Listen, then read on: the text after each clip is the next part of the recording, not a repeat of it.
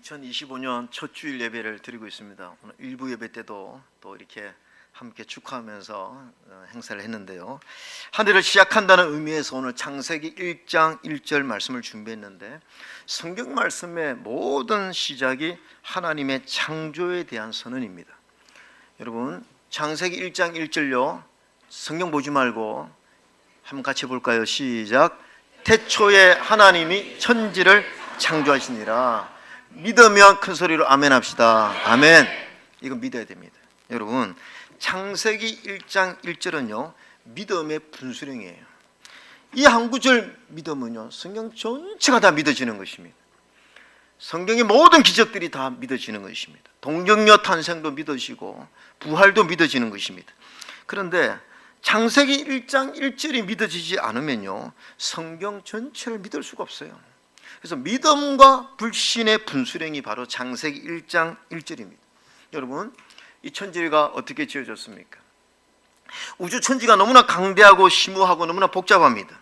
그래서 우주를 해석하는 데 있어서는요 인간이 만든 과학도 사실은요 믿음이 없이는요 해석이 불가능해요. 여러분, 진화론도요 이거 믿음으로만 가능한 것입니다.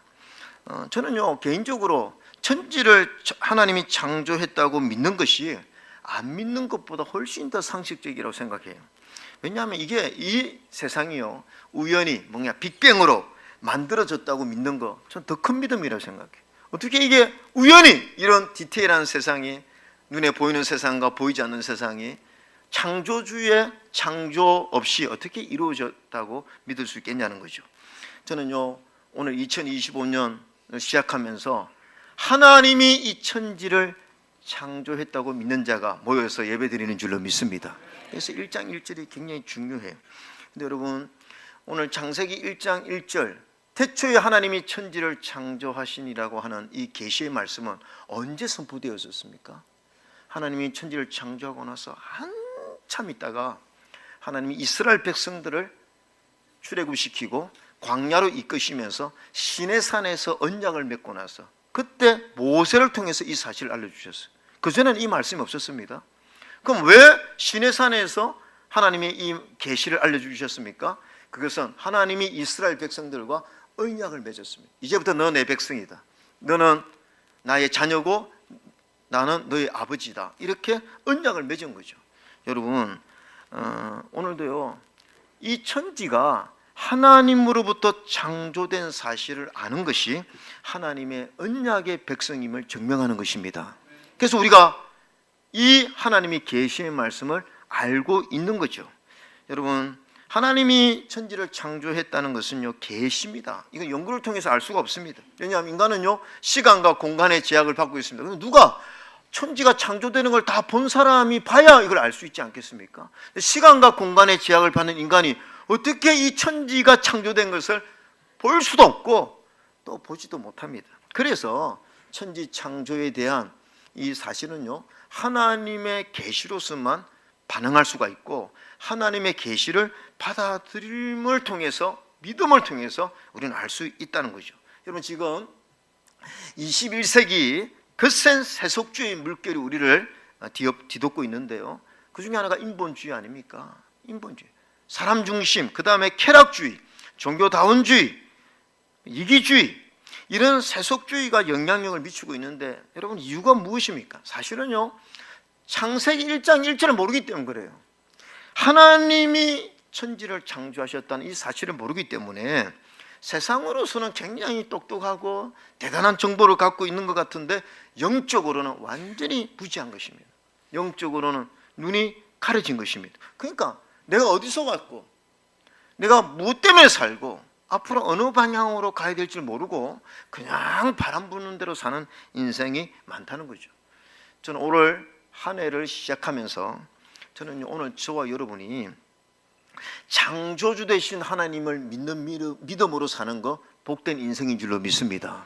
우리가요 하나님을 믿는 믿음으로 이 한 해를 출발한다. 이게 얼마나 큰 축복입니까? 저는 제가 목회하면서 가장 안타까운 사람이 어떤 사람이냐면요, 성품은 좋은데 사람은 참 좋은데 예수님이 안 믿어지는 사람, 그런 사람은 너무나 안타까워요. 이게 노력으로 잘 안 되는 것 같아요. 안 믿어지는 거 어떻게 합니까? 우리는 죄를 많이 지었는데도 하나님이 믿어지는데 그분은 착하게 사는데도 하나님이 안 믿어지는 거죠. 그래서 참 어떻게 보면 믿음이야말로 하나님의 선물이 아닌가. 오늘 저와 여러분이 감사한 것은 우리가 어떠하든지 간에 천지를 창조하신 하나님 믿기 때문에 이 자리에 있는 거, 이거 감사한 줄로 믿습니다. 자, 이 믿음이 있으면 천지 창조에 대한 믿음이 우리에게 어떤 깨달음을 줍니까? 첫 번째, 내가 누구인지 깨닫게 해준다는 거죠. 여러분, 성경은 하나님이 우리를 친히 창조하셨다고 말씀하는데 27절 한번 읽어볼까요? 27절입니다. 시작. 하나님이 자기 형상 곧 하나님의 형상대로 사람을 창조하시되 남자와 여자를 창조하시고. 성경은요, 하나님이 형상대로 우리를 창조했어요. 그 다음 남자와 여자로 창조했다는, 이게 창조의 질서입니다. 저 이번에요, 미국의 트럼프 대통령이 강의하는 거 잠깐 들어보니까 야, 강력하게 미국은 남자와 여자만 인정하겠다. 트랜스젠더나 게이나 동성연애를 인정하지 않겠다. 막 선포하는데 어쨌든 목사로서 너무 다행이다 하는 생각이 들죠. 여러분, 성경은요, 남자와 여자로 하나님이 창조하셨다고 말씀하고 있습니다. 그 다음에 하나님이 형상으로 창조했대요. 그 다음에 2장 7절을 한번 보겠습니다. 2장 7절 시작. 여호와 하나님이 땅의 흙으로 사람을 지으시고 생기를 그 코에 불어넣으시니 사람이 생명이 되니라. 여러분, 하나님의 형상대로 창조했다, 그 코에 생기를 불어넣었으니 우리가 생명이 되었다. 이것의 의미가 무엇입니까? 이 도대체 무슨 의미입니까? 신학자들 간에도 이 부분을 정확하게 해석하기는 쉽지 않습니다. 근데 분명한 사실은 사람은 특별하게 창조되었다는 것입니다. 다른 모든 동물이나 식물과는 다르게 인간은 특별히 창조되었는데 사랑하고 생각하는 존재로, 그 다음에 우리의 모양대로 사람을 만들자.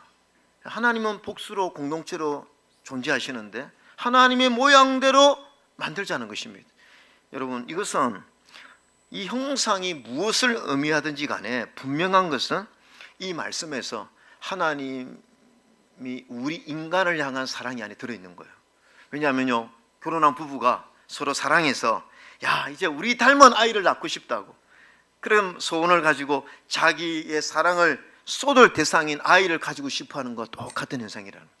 하나님이 인간을 만들 때는 우리의 모양대로 우리의 형상을 따라서 만들자 하는 것은, 하나님이 인간을 만들 때는 어떤 존재로 만드느냐? 하나님과의 사랑의 관계의 목적으로 우리를 창조했다는 것입니다. 하나님이 사랑하려고 사랑의 관계를 주고받는 인격적인 관계로 우리를 창조했다는 것입니다. 여러분, 성경을 읽다 보면요, 하나님에 대해서 사랑의 하나님입니다, 엘사다이 전능의 하나님입니다, 여호와 이레 우리를 준비하시는 하나님이십니다, 여호와 라파 우리를 치료하시는 하나님입니다, 이런 하나님에 대한 형용사는 많지만 질투하시는 하나님, 출애굽기에 나와 있습니다. 출애굽기에요 34장 14절에 너는 다른 신에게 절하지 말라, 여호와는 질투라 이름하는 질투의 하나님입니다. 여러분, 어떻게 하나님을 향해서 질투하는 하나님, 이게 어울립니까? 근데 하나님은 질투하는 하나님이라고 그랬어요. 무엇을 질투합니까? 우리를 질투하신다는 거죠. 하나님이 우리가 하나님보다 다른 걸 더 사랑하면요, 하나님 못 견디시겠다는 것입니다. 이유가 무엇입니까? 우리를 창조하실 때 하나님은 우리를 사랑하려고 우리를 창조하신 줄 믿으면 아멘 합시다. 그래서 여러분, 우리 창조 자체가 하나님의 사랑의 관계로 설정되었다면 인간이 잘 사는 것은 무엇입니까? 바로 하나님과의 관계가 제대로 되어지는 것이 잘 사는 거예요. 여러분, 인간은요, 하나님과의 관계가 잘 되지 않으면요, 아무리 세상에 많은 것을 가져도요, 결론은 뭐냐? 공허함을 가진다는 거예요. 여러분, 세상 사람들 한번 보세요. 인기가 있고 명예가 있고 권력이 있는 사람들도요, 우리가 부러워할 만큼 대단한 것을 가진 사람도 그 사람 심령 속에는요, 공허함이 있습니다. 그 왜 그렇습니까? 창조 목적이 그래서 그런 거예요. 그런데 여러분, 사도 바울처럼요, 세상에서는 가진 것이 별로 없고 많은 고난이 있다 할지라도 하나님과의 깊은 관계를 가진 바울이 뭐라고 고백합니까? 내가 기뻐하니 너희도 기뻐하라. 여러분, 이것은요, 세상에서는 별로 가진 것이 없는데 하나님과의 관계가 잘 정리되면요, 세상에서 얻을 수 없는 영적 평강과 기쁨이 우리 안에 넘치는 줄로 믿습니다. 그래서 뭐냐, 하나님의 창조 목적이 하나님의 사랑의 관계로 인해서 창조되었다. 우리가 잘해야 되는 게 뭐냐 하면 예배 잘 드려야 되는 거예요. 왜 그렇습니까? 예배는 하나님과의 관계입니다. 아멘입니까?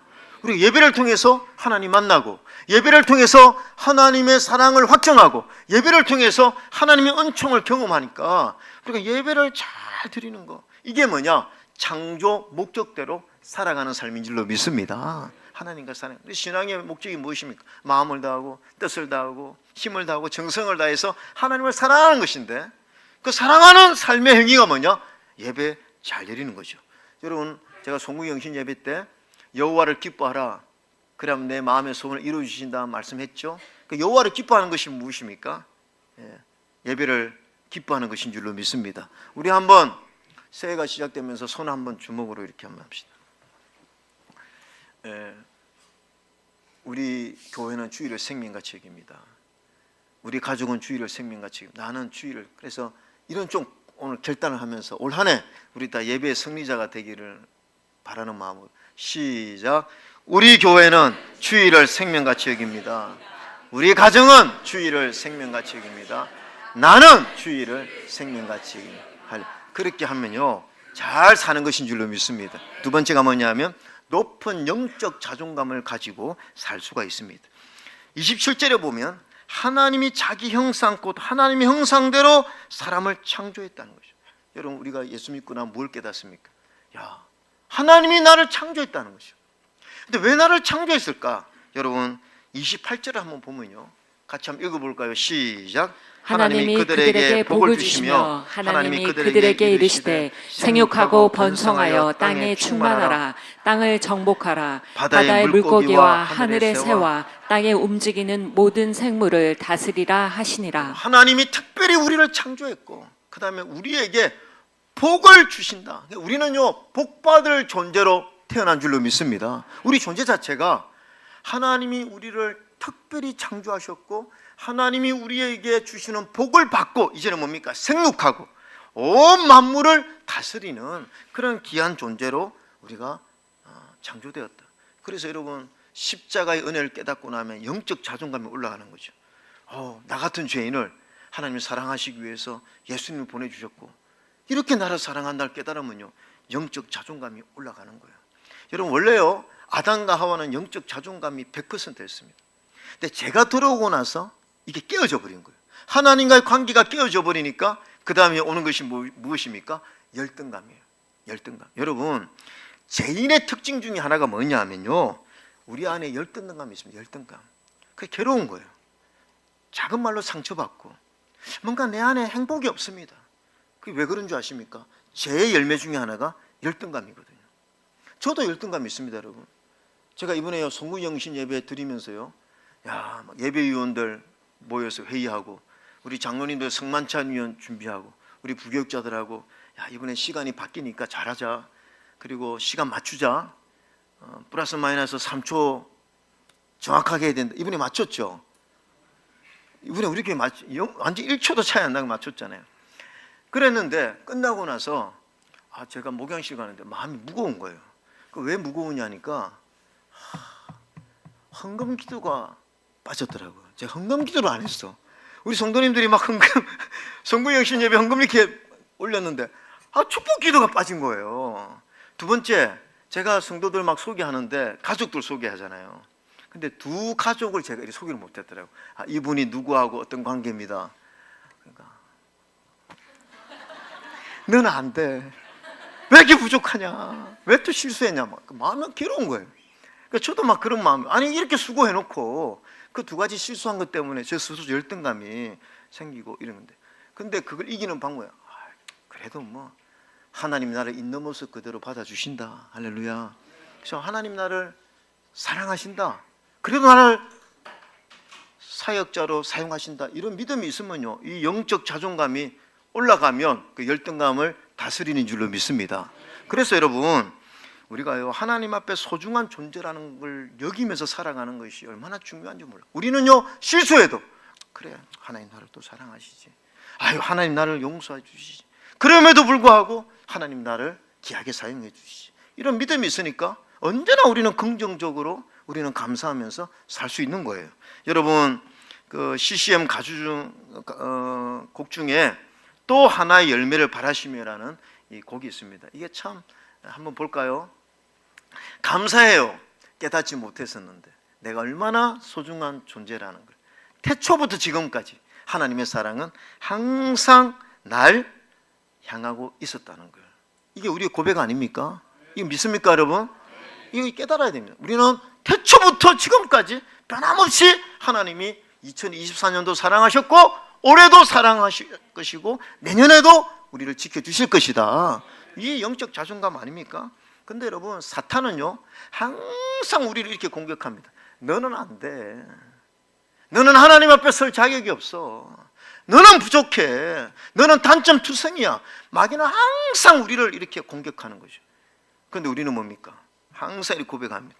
십자가의 보혈을 의지하여 주님 앞에 나아갑니다. 아멘입니까?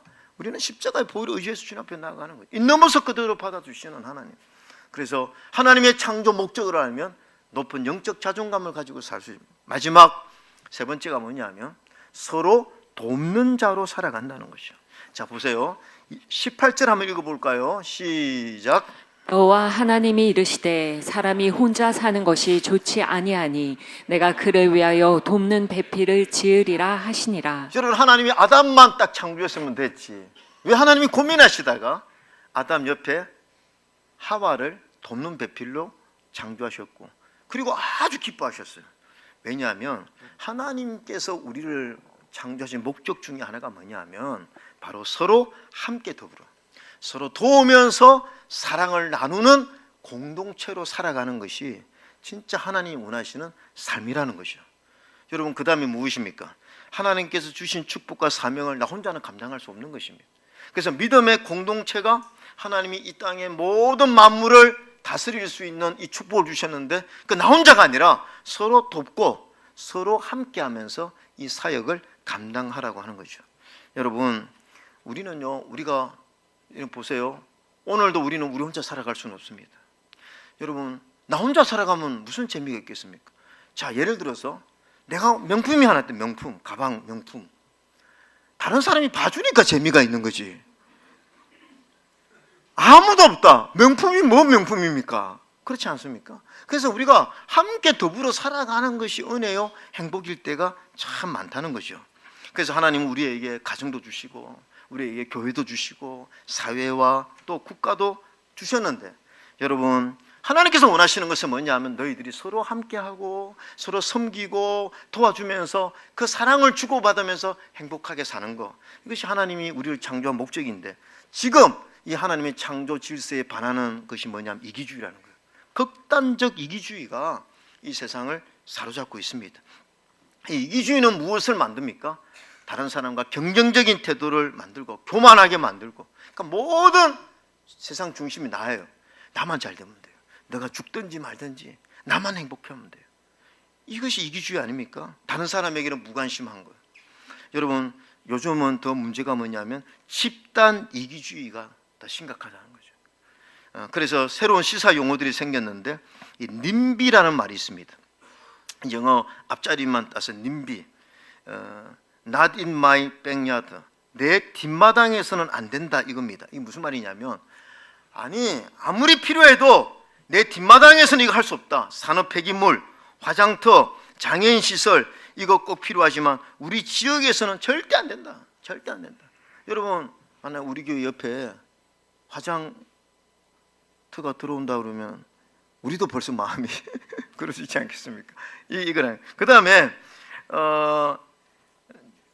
핀피라는 말이 있습니다. 핀피, Please in my front yard.